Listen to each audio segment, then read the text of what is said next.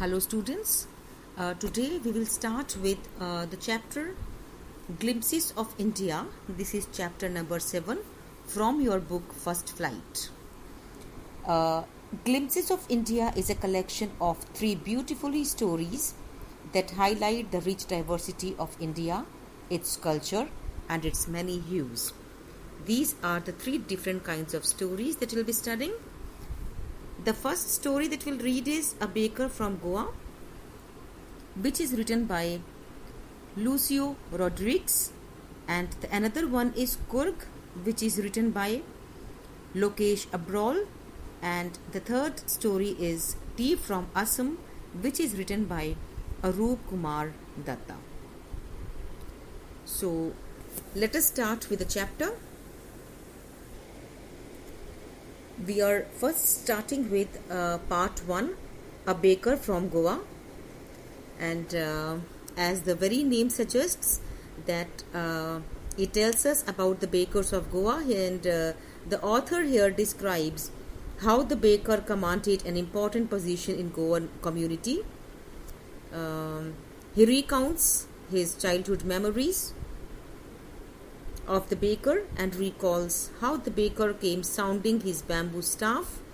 The baker placed the basket and the imploring children surrounded him to look into the basket to check what varieties of breads he carried, and they bought the fragrant loaves and even ate without brushing. So they actually lived a very satisfied life as they earn well also. So let us start with the chapter. Discuss in class what images of people and places come to your mind when you think of our country. Obviously, we have rich diversity, we have different culture, many hues. What parts of India have you lived in or visited? Can you name some popular tourist destinations? You may know that apart from the British, the Dutch and the French, the Portuguese have also played a part in the history of our country. Can you say which parts of India show French and Portuguese influences? This you'll be doing on your own, students. Can you say which parts of India grow tea and coffee? The answer to all these questions you'll be getting in the chapter itself. So let us start with the first part, A Baker from Goa. This is a pen portrait of a traditional Goan village baker who still has an important place in his society.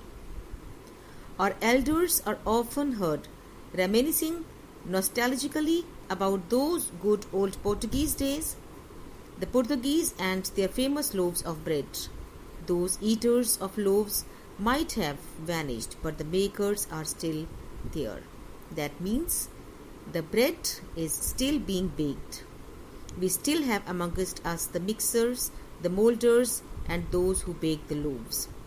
Those age-old, time-tested furnaces still exist, and the fire in the furnaces has not yet been extinguished.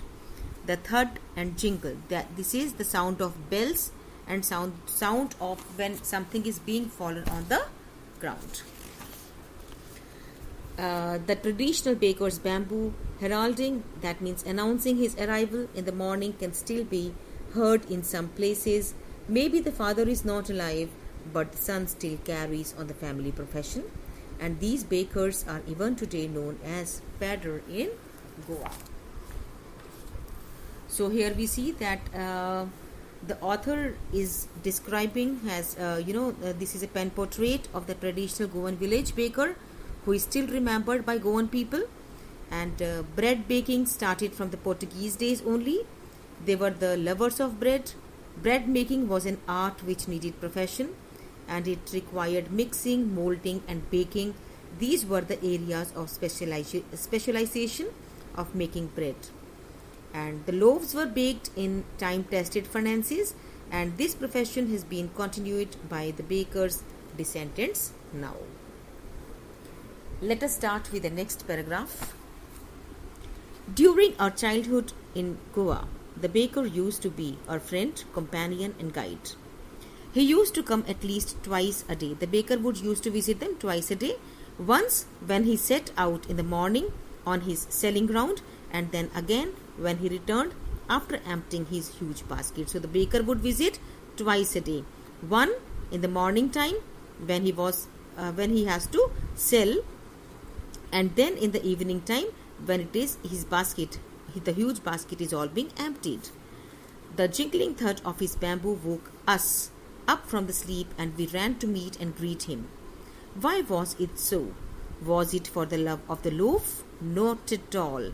The loaves were bought by some Paskins or Bastins, the maid servant of the house, and what we longed for were those bread bangles which we chose carefully.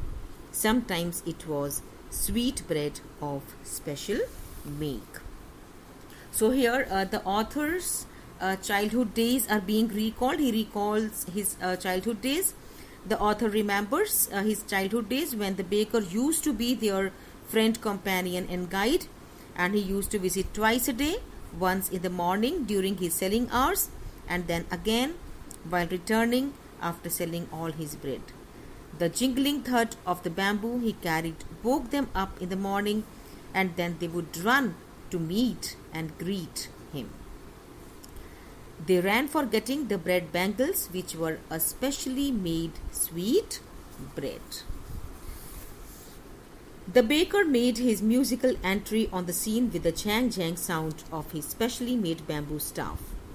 One hand supported the basket on his head, and the other banged the bamboo on the ground. That means one hand he would be supporting the basket, which he would be one hand would be supporting the basket, which he would be carrying on his head, and the other would be making the other banged the bamboo on the ground, the stick that he would be carrying, and that would be creating sound.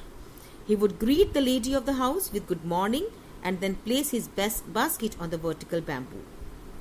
We kids would be pushed aside with a mild rebuke, and the loaves would be delivered to the servant. But we would not give up. We would climb a bench or the parapet and peep into the fragrance of those loaves. Loaves for the elders and the bangles for the children. Then we did not even care to brush our teeth or wash our mouths properly. And why should we? Who would take the trouble of plucking the mango leaf for the toothbrush? And why was it necessary at all? The tiger never brushed his teeth. Hot tea could wash and clean up everything so nicely after all. So now here the author says, as the baker came, he would call out the lady of the house, and also he would wish her good morning, and the children would be pushed aside, and the loaves would be delivered to the maid servant. And the author recalls the aroma, the fragrance of loaves that filled the air. The children would not even brush their teeth, as they are of the view that the hot tea could wash and clean up everything so nicely. So they would not be brushing their teeth, and they would eat bread bangles, which was made of bread, and they would be taking it with tea. Here we have the oral comprehension check, which will be done in the virtual session, students. Marriage gifts are meaningless without the sweet bread known as the bowl, just as a party or a feast loses its charm without bread. Not enough can be said to show how important a baker can be for a village. The lady of the house must prepare sandwiches on the occasion of her daughter's engagement.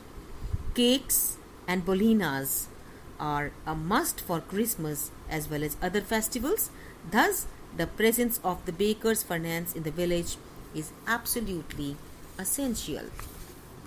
So again here we see the importance of bread in the traditional ceremonies. The author says the various kinds of bread were very important for all occasions.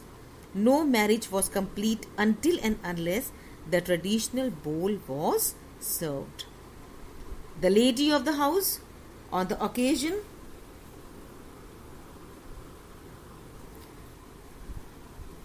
of her daughter's engagement, would prepare sandwiches, and bolinas would be prepared for Christmas and other festivals. Bowl and bolinas, they are the varieties of bread. Then the baker or bread seller of those days had a peculiar dress known as the kabai, and it was a single piece long frock reaching down to the knees. In our childhood, we saw bakers wearing a shirt and trousers which were shorter than full length ones and longer than half pants. Even today, anyone who wears a half pant which reaches just below the knees invites the comment that he is dressed like a beggar. So now here the author described the kind of dress which the bakers used to wear. The baker was usually dressed in a kabai, a long frock reaching down to the knees, or a shirt, and he would be wearing a trousers which were shorter than full length ones and longer than half pants. Even today, if anyone dares to go out in the streets wearing half pants, he is referred to as a pedder or a baker. The baker usually collected his bills at the end of the month. Monthly accounts used to be recorded on some wall in pencil. That means he would also keep the record of the account. And this account was being recorded on some wall. He would be writing with a pencil. And baking was indeed a very profitable profession in the old days. The baker and his family never starved. He, his family, and his servants always looked happy and prosperous. Their plump physique was an open testimony to this, and even today, any person with a jackfruit-like physical appearance is easily compared to a baker. Further, the author says that the bread making was a very profitable profession, and the baker usually collected his bills at the end of the month. All the accounts were written on wall with a pencil, and it was a profitable profession because during those days, Portuguese, they were lovers of fresh baked loaves, and the baker, his family members, and his servants, they looked always prosperous and happy. So here we have seen the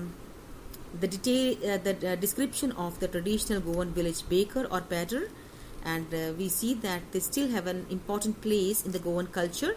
Although the Portuguese, they have left India long back, but still they have an importance of their own. So dear students, this is all about the chapter. And so what we have seen in this chapter is that the writer wishes to acquaint the readers with the traditions of Goa, and especially one which is of Portuguese descendant, and the traditional bakers of Goa. He also narrates their special place in the community and describes a typical baker, his appearance, his job profile, and his role in the community. So here the chapter ends. Now let us start with the second part of the chapter, that is Kurg.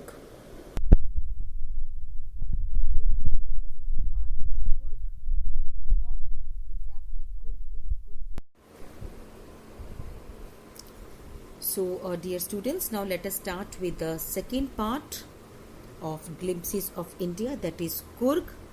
Kurg is basically, it is the smallest district of Karnataka, and the chapter is actually an exploration of Kurg, a region in Karnataka, and the account is informative and descriptive, and it also presents to the reader Kurg and its many interesting features like its culture, landscape, crops, flora and fauna. The writer also traces the ancestry of Kurgis and presents to the reader in depth the study of this region, which he fondly calls a piece of heaven. So now let us start with the chapter. Kurg. Kurg is coffee country, famous for its rainforest and spices. Midway between Mysore and the coastal town of Bangalore sits a piece of heaven that must have drifted from the kingdom of God. This land of rolling hills is inhabited by a proud race of martial men, beautiful women and wild cultures. Drifted from means being carried along gently by air, and martial having to do with war. Coorg or Kodagu, the smallest district of Karnataka, is home to evergreen rainforest, spices and coffee plantations. Evergreen rainforests cover 30% of this district, and during the monsoons it pours enough to keep many visitors away. But further, the author says that during the monsoon seasons it rains so heavily that it keeps many visitors away, and the season of joy commences. The season of joy starts from September and it continues till March. The weather is perfect with some showers thrown in for good measure. That is, it is sufficient. The air breathes of invigorating coffee, and coffee estates and colonial bungalows stand tucked under the tree canopies in prime corners. So the author has described Coorg as a heavenly place.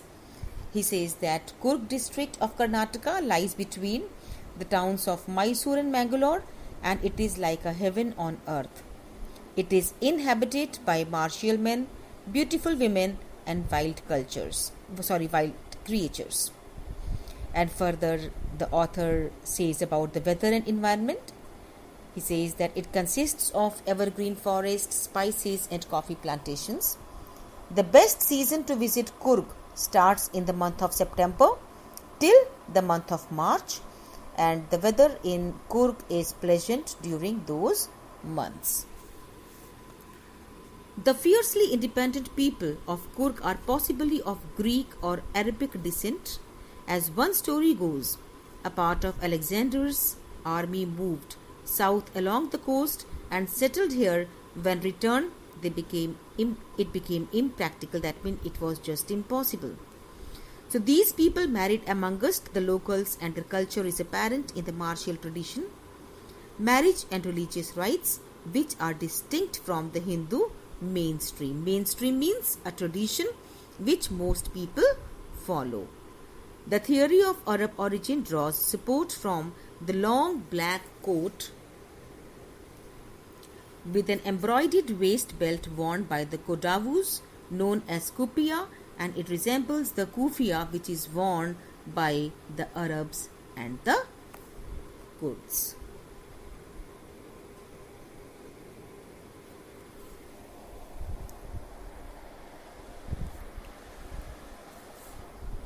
So the people here are possibly of Greek or Arabic descent. According to a legend, Alexander's army moved south along the coast and settled there only when they were unable to return to their country. So these people married among the locals, and their culture can be witnessed by their martial traditions, marriages and religious rites. The Kodavus, they are the residents of Coorg, wear a long black coat with an embroidered waist belt known as kufiya, and it resembles kufiya which is worn by the Arabs and the Kurds.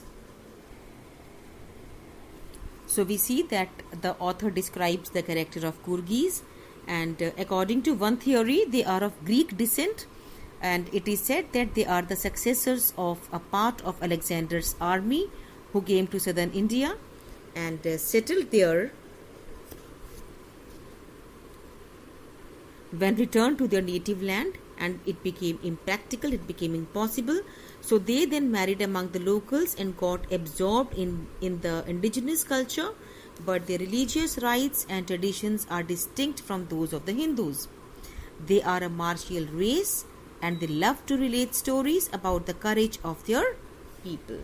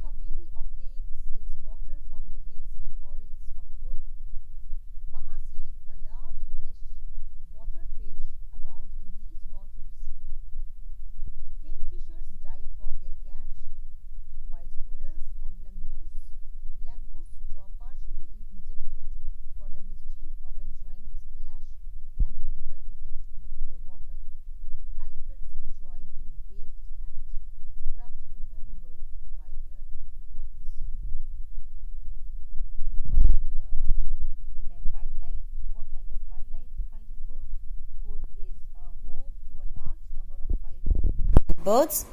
Mahasir is a large freshwater fish. It's found here. And kingfishers, squirrels and langurs, they live without any fear. Wild elephants also, they enjoy being bathed and scrubbed in the river by their mahouts. And the river Kaveri gets its water from the hills of Coorg only. So now we see that Coorg is also a tourist place. The most laid-back individuals become converts into the life of high-energy adventure with river rafting, canoeing, rappelling, rock climbing, and rappelling is going down a cliff by sliding down a rope. And canoeing is traveling in a river in a canoe in a large narrow boat. And mountain biking. Numerous walking trails in this region are a favorite with trekkers. Birds, bees and butterflies are there to give you company. Macaws, Malabar squirrels, langurs and slender lories keep a watchful eye from the tree canopy. I do, however, prefer to step aside for wild animals. Step aside means giving side to the wild animals. Elephants. So the author says that even the laziest tourists, they become adventurous on coming to Coorg because it is full of adventure sports like river rafting, canoeing, rock climbing, etc. And further, there are so many wild creatures like birds are there, bees, butterflies are there that give you company. And the climb to the Brahmagiri hills brings you into a panoramic view of the entire misty landscape. Panoramic view is a view of a wide area of land. And it gives a view of the entire misty landscape of Coorg.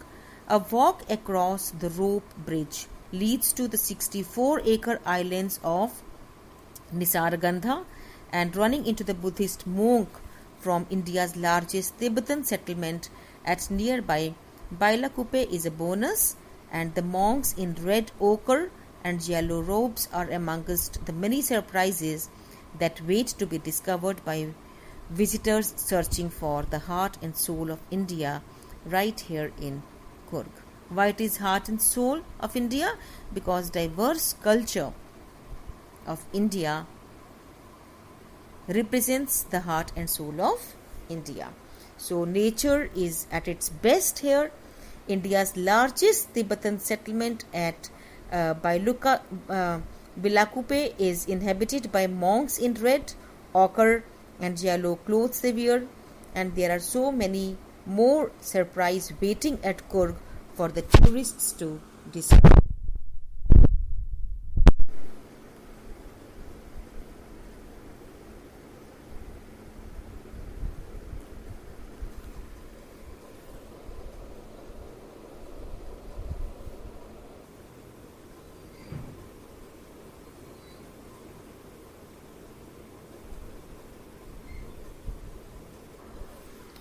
So here the chapter ends, students. So we have seen that the second part of Glimpses of India account describes Coorg, and it proudly describes the splendor of region and its various aspects with great admiration.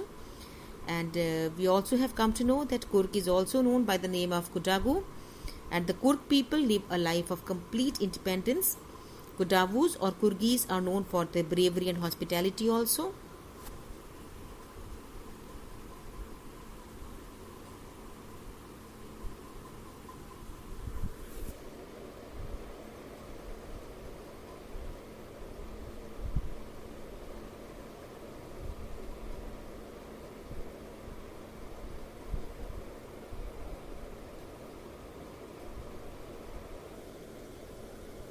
So here the chapter ends, and whatever doubts and queries are related to the chapter, that will be discussing in the virtual session. So students, now let us start with the third part, that is Tea from Assam. This is the third part, Tea from Assam, and Tea from Assam is a story that revolves around the world famous tea that Assam produces. It also describes the legends and the practices which are associated with tea. And this chapter actually explores the region of Assam and also shows many legends which are associated with tea growing also. So let us start with the chapter Tea from Assam. Pranjal, a youngster from Assam, is Rajveer's classmate at school in Delhi. Pranjal's father is the manager of a tea garden in the Upper Assam, and Pranjal has invited Rajveer to visit his home during the summer vacation. So we see that Pranjal is being invited by Rajveer, and Rajveer lives in Assam. And Pranjal, he is a youngster from Assam, and Chai garam, garam chai, a vendor called out in a high-pitched voice. He came up to their window and asked, Chai Sahab. Give 2 cups, Pranjal said. They sipped the steaming hot liquid.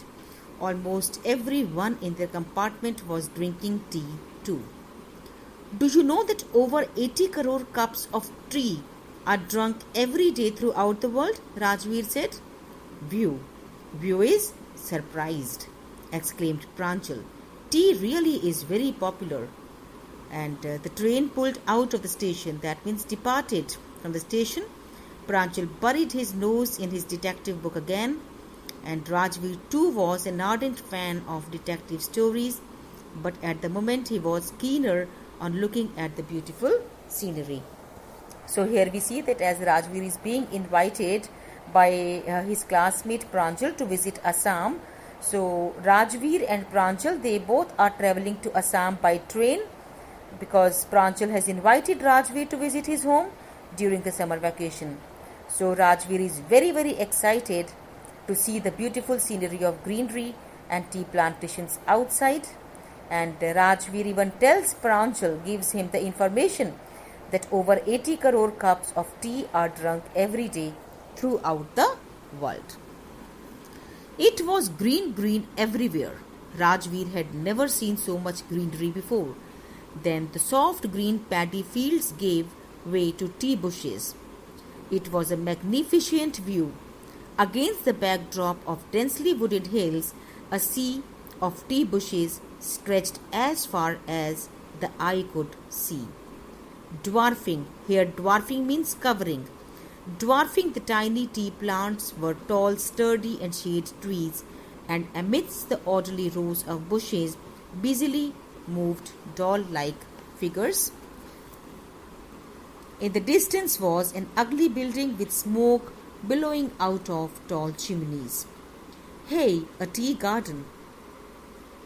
Hey, a tea garden! Rajveer cried excitedly.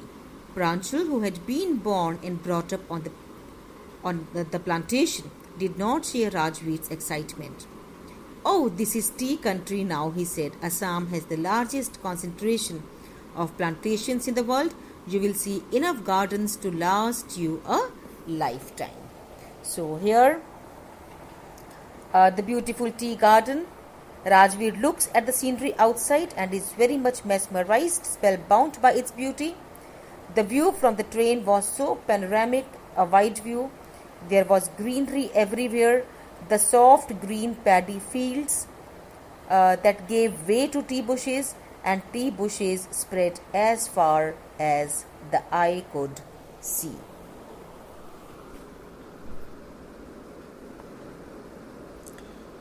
I have been reading as much as I could about tea, Rajveer said. No one really knows who discovered tea, but there are many legends.